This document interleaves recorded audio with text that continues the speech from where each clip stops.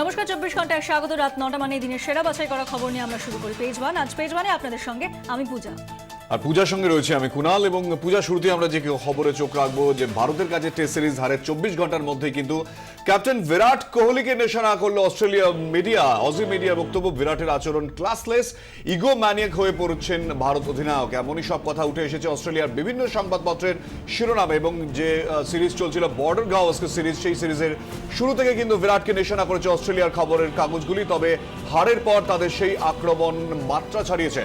আমরা বিষয়ে কথা বলবো। আমাদের অ্যাসোসিয়েট এডিটর অমৃতাংশু ভট্টাচার্য আমাদের সঙ্গে এই মুহূর্তে রয়েছেন। অমৃতাংশু, প্রথমত জানতে চাইবো ঠিক কি বলা হয়েছে মিডিয়াতে, এবং পাশাপাশি কি কারণ, কি স্ট্র্যাটেজি, না হতাশা থেকে এই মন্তব্য? দেখো, সত্যি কথা বলতে কি, অস্ট্রেলিয়ানরা চিরকাল এটাই করে থাকেন এবং বিদেশে যখনই ভারতীয় দল খেলতে যায় তখন তাদের মাঠের মধ্যে এক ধরনের স্লেজিং এর তো মুখোমুখি হতেই হয় এবং সেটা ভারতীয়রা মুখ বুজে সহ্য করে নেবেন, এটাই মোটামুটি তারা ধরে নেন। কিন্তু মুশকিল হচ্ছে যে ভারতীয় দলের চরিত্র যে বদলে গেছে এটা বোধহয় ওরা টের পাননি। এবং বিরাট কোহলির নেতৃত্বে এই দলটা এরা কিন্তু প্রথম থেকেই ঠিক করে রেখেছিল যে ওরা যত বেশি স্লেজিং করবে, যত বেশি বিরুদ্ধ প্রচার করবে, তার ঠিক ততটাই কঠিনভাবে জবাব দেবে। এবং সেটাই মাঠের মধ্যে তারা করেছেন এবং এমনভাবে করেছেন যে অস্ট্রেলিয়া পালিয়ে কুল পায়নি। শেষ দিনে অর্থাৎ সিরিজ হারের পর স্মিথকে ক্ষমা চাইতে হয়েছে, স্বীকার করে নিয়েছেন একটু বাড়াবাড়ি করে ফেলেছিলেন। আসলে যেটা স্বীকার করেননি সেটা হচ্ছে বাড়াবাড়ি করতে গিয়ে তারা লেজে গোবরে হয়ে গেছেন এবং কোহলি তাদের কান মুলে দিয়েছেন। তো সেই জিনিসটা তাদের তো সহ্য করা খুব কঠিন এবং সাদা চামড়ার লোকেরা চিরকালই একটা অন্য মানসিকতায় চলেন। তো তাদের ক্ষেত্রে এটা আরো বেশি গায়ে লেগেছে যে আমরা বাদামি চামড়ার লোকেরা তাদের এইভাবে ওঠবোস করিয়েছি। তাই জন্য এখন যেরকম পারছেন সেরকম ভাবে তারা আক্রমণ করছেন। সিরিজের মাধ্যমে বলেছিলেন ডোনাল্ড ট্রাম্প, এখন বলছেন ইগোম্যানিয়াক। তো ঠিকই আছে, তাদের যা যা করণীয় মাঠের বাইরে হেরে যাওয়ার পর সেটা তারা করছেন। আর মাঠের মধ্যে তাদের যেভাবে কান ধরে ওঠবোস করানো দরকার সেটা কোহলিরা করেই দিয়েছেন। এবং কালকে যেটা কোহলি শেষ ছক্কাটা মেরেছেন আর কি, পরিষ্কার বলেছেন দুটো কথা। এক, যদি ভবিষ্যতে এভাবে ইট মারতে যায়, আমাদের যদি ইট মারা হয় তাহলে কিভাবে সেটা পাটকেল হিসেবে ফেরত দিতে হয় সেটা আমরা জানি, সুতরাং খোঁচাতে যেও না। আর দ্বিতীয়, তোমাদের যে এখানে খেলতে ঠেলতে আসো বন্ধু বলে মনে করতাম, সেটা আর মনে করবো না।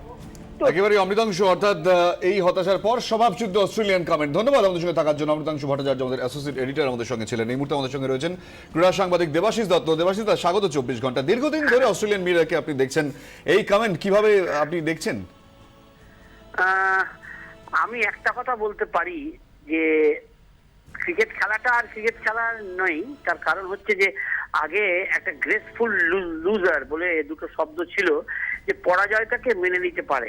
এবারে পরাজয়টা, এটা কোনো সন্দেহ নেই, অস্ট্রেলিয়া কিন্তু খুব ভালো লড়াই করেছে।